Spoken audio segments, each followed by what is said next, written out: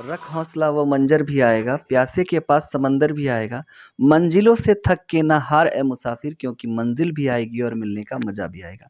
Welcome करते हैं आपके अपने चैनल में और आज हम लोग स्टार्ट करने वाले हैं एक बहुत इंपॉर्टेंट सेशन है रिगार्डिंग यायावर साम्राज्य यानी घुमक्कड़ों का इतिहास। बहुत इंपॉर्टेंट सेशन है, क्लास 11 से रिलेटेड ये वर्ल्ड हिस्ट्री का टॉपिक है और आज हमारे साथ डिस्कशन में है सरस्वती। तो बात करते हैं सीधे सरस्वती से।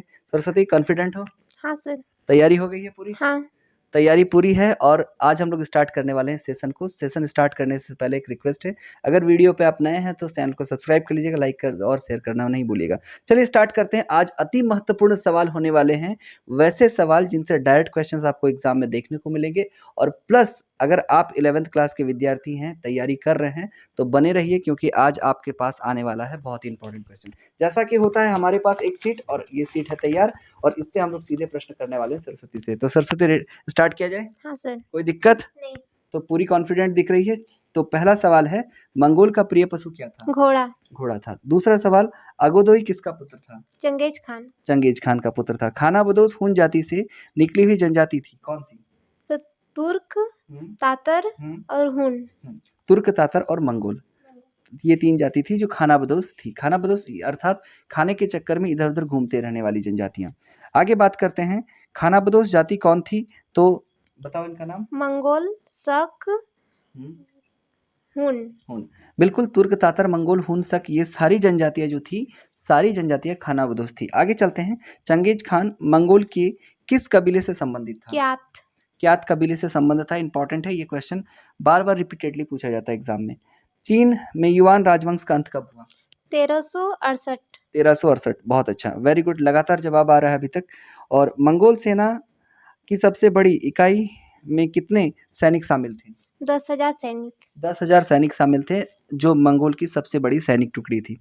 आगे बात करते हैं, मंगोल का प्रिय पेय पदार्थ जिसको कहते हैं कुमिस, किस पशु के दूध से बनता था? घोड़ी। घोड़ी के दूध से बनता था, जो मंगोल का प्रिय पदार्थ पेय पदार्थ होता था। आगे चलते हैं, इंपॉर्टेंट क्वेश्चन आंसर का सिलसिला जारी है लगातार। चंगेज खान मंगोल का शासक कब बना? 1206 में। 1206 में। और इधर दिल्ली सल्तनत की स्थापना हुई थी 1206 में। पैरेलली दो राजवंश चल रहा था, हमारे यहाँ पे दिल्ली सल्तनत स्थापित हुआ था और उधर मंगोल में चंगेज खान का शासन स्थापित हो चुका था। आगे चलते हैं, 1206 में चंगेज खान ने मंगोल लोगों को किस रूप में सशक्त किया?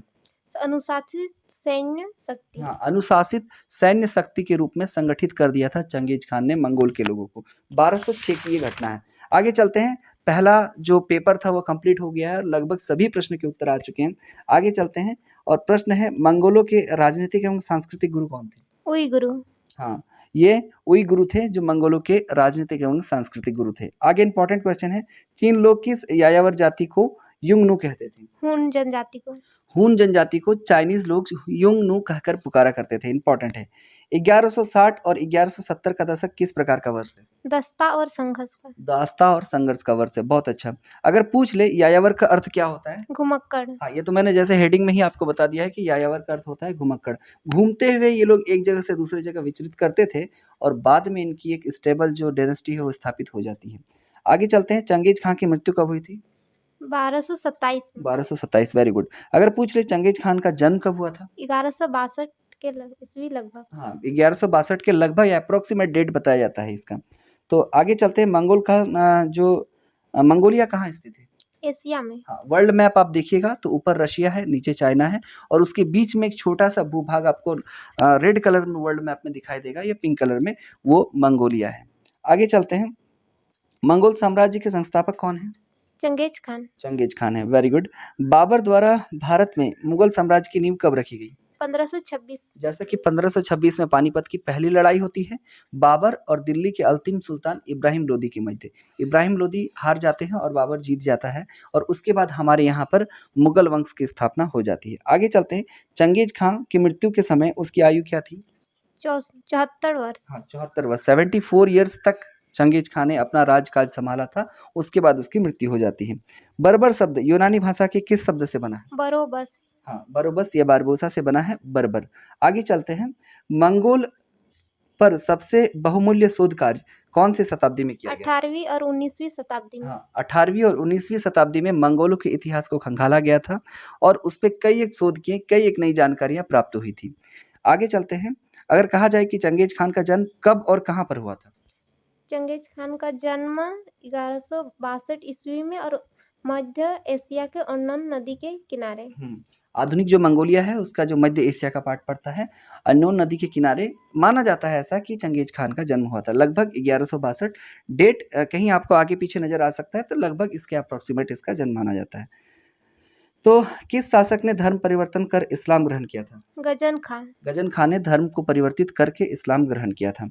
आगे चलते हैं, मंगोलों के स्टेपी क्षेत्र में दक्षिण भाग में कौन सा मरुस्थल है? गोबी मरुस्थल। गोबी मरुस्थल है, जो कि सहारा डेजर्ट के बाद दुनिया का दूसरा सबसे बड़ा डेजर्ट है गोबी मरुस्थल, और इसका कुछ हिस्सा चाइना में भी पड़ता है।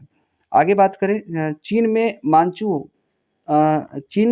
ने मंगोल पर आक्रमण कब किया था? 1759 में। 1759 में चीन के मांचुओं लोगों ने मंगोल पर आक्रमण कर दिया था, हालांकि उनकी हार हो गई थी, मंगोल ही जीत गए थे। आगे बात किया जाए, किस शहर पर विजय प्राप्त करने के पश्चात 1221 ईस्वी में चंगेज खान ने वहां के अमीर मुसलमान निवासियों को उत्सव मैदान में एकत्रित होकर भत्सना की थी? बुरखा पर। हाँ, बुरखा पर भत्सना की थी चंगेज खान ने, इसको थोड़ा सा ध्यान में रखना है, इंपॉर्टेंट क्वेश्चन है। आगे चलते हैं, चंगेज खान की माता का नाम क्या था? ओलुन इक्के। ओलुन इके इनकी माता का नाम था, जो कि रिपीटेडली एग्जाम में बार बार पूछा जाता है। 1221 में किस पर विजय प्राप्त करके चंगेज खान ने अमीर मुसलमानों को कहाँ एकत्रित किया था? बुरखा के उत्सव मैदान में। हाँ, बुरखा के उत्सव मैदान में एकत्रित किया था मुसलमानों को, वहाँ के जो शासक थे, शासकों को, और उनकी काफ़ी ज़्यादा मात्रा में भत्सना की थी चंगेज खान ने।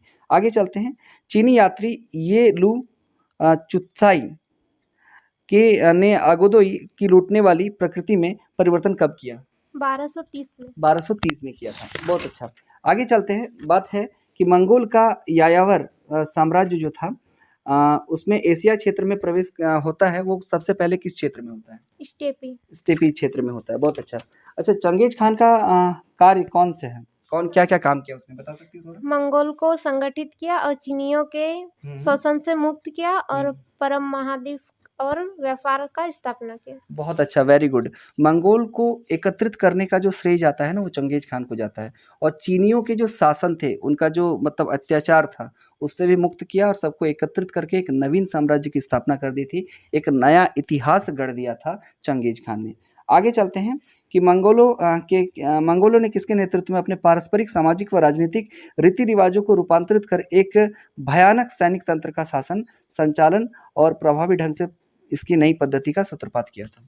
चंगेज खान ने। ये सारा जो कृतित्व है ना, अगर आप मंगोलों के इतिहास को पढ़ रहे हैं तो आप जान लीजिए उनका रोल मॉडल जो है वो चंगेज खान ही है। आगे बात करते हैं कि किस इतिहासकार ने मंगोलों का गोपनीय इतिहास लिखा था? इग्रो दे रेक्विल्टस। इग्रो द रेक्विल्टस ने इनका गोपनीय इतिहास लिखा था, इनके बारे में बहुत सारी सेक्रेट जानकारी अभी दी थी। स्टेपीज प्रदेश में मंगोलों को सर्वप्रथम किसने संगठित किया? चंगेज खान ने किया था। अगर पूछ लिया जाए, बाय ऑप्शन क्वेश्चन था, कि किस वर्ष चंगेज खान को मंगोलों का सार्वभौमिक शासक घोषित कर दिया गया? 1206 में। 1206 में। अगर कहा जाए कि अपने किस पुत्र के बारे में चंगेज खान ने यह संकेत दिया कि वह उसका उत्तराधिकारी होगा?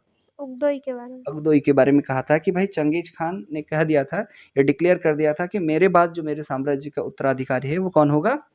उगदोई होगा। बहुत अच्छा, लगातार जवाब सरस्वती से आ रहा है, और ऐसे ही जवाब की उपेक्षा है। अगर आप तैयारी कर रहे हैं और आप लगातार वीडियोस पे बने हुए हैं, तो आपको पता चल रहा होगा कि इस बच्चे की तैयारी कैसी है। आपको भी ऐसी तैयारी करनी है, एग्जाम बहुत सामने है। जितने भी वीडियोस आपको प्रोवाइड किए जाते हैं, आप उसको अच्छी तरह से रिवीजन में लगाइए। आप अपने साथ नोटबुक पेन लेकर बैठिए, जो आपको आता है, जो प्रश्न पूछा जाता है उसका कमेंट सेक्शन में आंसर दीजिए, और जो आपको कहा जाता है उसको जरूर करने का प्रयत्न कीजिए। आगे चलते हैं, प्रश्न उत्तर का सिलसिला लगातार जारी है। आगे प्रश्न है कि किसने सुनहरा गिरोह का संगठन किया था? गिरोह का सुनहरा गिरोह जो है वो किसके द्वारा? जोजी। किसने किया था? जोची ने किया था, बहुत अच्छा। चंगेज खान की विधि संहिता क्या कहलाती है? यास, ये इंपॉर्टेंट है। चंगेज खान की जो विधि संहिता थी, जिस तरह नेपोलियन ने नेपोलियन कोड बनाया था, उसी प्रकार से चंगेज खान ने अपनी विधि संहिता बनाई थी, जिसका नाम क्या था? यास था। बहुत अच्छा। अच्छा, किस वर्ष चीन में युवान राजवंश का अंत होता है? 1358 1368 68 में। 1368 में चीन में युवान राजवंश का अंत हो जाता है। और मिंग डायनेस्टी का एक बहुत बड़ा काम था, ठीक है। मिंग डायनेस्टी की स्थापना कब हुई थी ये आपको बताना है, और चीन की दीवार किस साम्राज्य ने बनाया था ये आपको कमेंट सेक्शन में बताना है। आगे चलते हैं। मंगोल चीन से क्या लाते थे? कृषि उत्पादन और लोहे के उपकरण। कृषि उत्पादन और लोहे के उपकरण, क्योंकि जैसा कि आपको पता होगा कि मंगोल का जो क्षेत्र था वो पूरा डिजर्ट में था, क्योंकि ज़्यादातर भाग में वहाँ पे तो रेगिस्तान है, तो उसको क्या चाहिए होगा? कृषि उत्पादन चाहिए होगा। उसके लिए वो कहाँ पे निर्भर करते थे? चीन पर। चीन पर। बहुत अच्छा। अगर हम कहा जाए कि चंगेज खां मंगोलिया का शासक तो 1206 में बना था, ये तो प्रश्न पूछ ही लिया गया है। आगे प्रश्न की ओर स्विच करते हैं। प्रश्न है कि खानाबदोश यूची कबीले के किस शाखा ने भारत पर साम्राज्य की स्थापना की थी?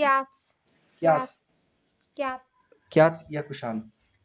कुषाण ने की थी। बहुत अच्छा। आगे चलते हैं। किस घुमंतु जाति के आक्रमण से बचने के लिए शिहांती ने चीन में महादीवार का निर्माण करवाया था? हुन जाति से बचने के लिए। हुन जाति से बचने के लिए किसने करवाया था? शिहांती ने करवाया था। आगे चलते हैं। चीनी लोग किस यायावर जाति को ह्यूंगनू कहते थे? हुन जनजाति को। चंगेज खां का वास्तविक नाम क्या था? तिमोजिन। ये बहुत ही इंपॉर्टेंट क्वेश्चन है, ये आपसे पूछा जा सकता है कि इसका वास्तविक नाम क्या था। अच्छा, ओलुनिके कौन थी? चंगेज खान की माँ। चंगेज खान की माँ थी। इंपॉर्टेंट है, याद रखिएगा। और कुछ ही प्रश्न बचे हुए हैं, 2-3 प्रश्न के बाद हम लोग सेशन को एंड करने वाले हैं।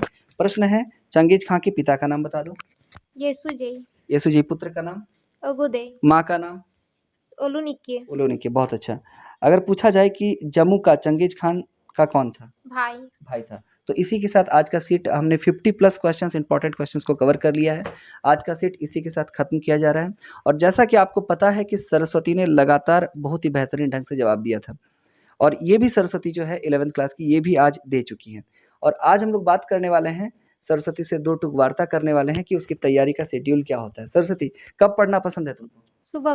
सुबह को कितने बजे पढ़ती हो? सर 4 बजे उठते हैं, 4 बजे से 5-6 बजे तक। 5-6 बजे तक पढ़ती हो।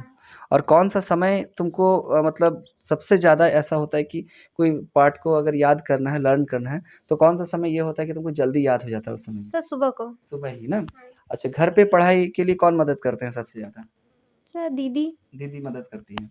दीदी इनकी रोल मॉडल है। लास्ट डे किसी स्टूडेंट ने बताया था कि उसके भैया रोल मॉडल हैं। तो दीदी क्या करती हैं तुम्हारी? सर अभी पढ़ाई करती है। दीदी खुद भी पढ़ाई करती है जैसा कि पता होगा, और साथ में अपनी बहन को भी सपोर्ट करती है। पापा क्या करते हैं? सर काम करते हैं। खेती-बाड़ी का काम है। बहुत अच्छा। तो हम लोग तो भारतीय समाज तो कृषि प्रधान होता ही है। हम लोग कहीं न कहीं हमारा जो बैकग्राउंड है उससे ही जुड़ा हुआ है, और साथ में आप देख सकते हैं कि लगातार ये पढ़ रही हो। अच्छा, रिज़ल्ट क्या लग रहा है, कैसा होना चाहिए? सर अच्छा होना चाहिए। अच्छा होना चाहिए। तैयारी हो रही है ना? हाँ। कोई कॉन्फिडेंस में कमी तो नहीं है? नहीं है। तो जैसा कि आपको पता चल रहा होगा, सरस्वती से हमने 2 टूक वार्ता भी की है, और बहुत ही बेहतरीन सरस्वती ने जवाब दिया है। तुमको आने वाले एग्ज़ाम के लिए बहुत-बहुत बेस्ट विशेस, और आने वाले समय में हो सकता है कि तुम और भी अच्छा करो, और प्रयत्न करते रहो, मेहनत करते रहो, और तुम अच्छा करने का प्रयास करो, ठीक है? हाँ सर। तो फिर मिलते हैं फिर नेक्स्ट वीडियो में। तब तक के लिए वीडियो पे बने रहिएगा, चैनल को देखते रहिएगा, विज़िट करते रहिएगा। Thank you, good bye.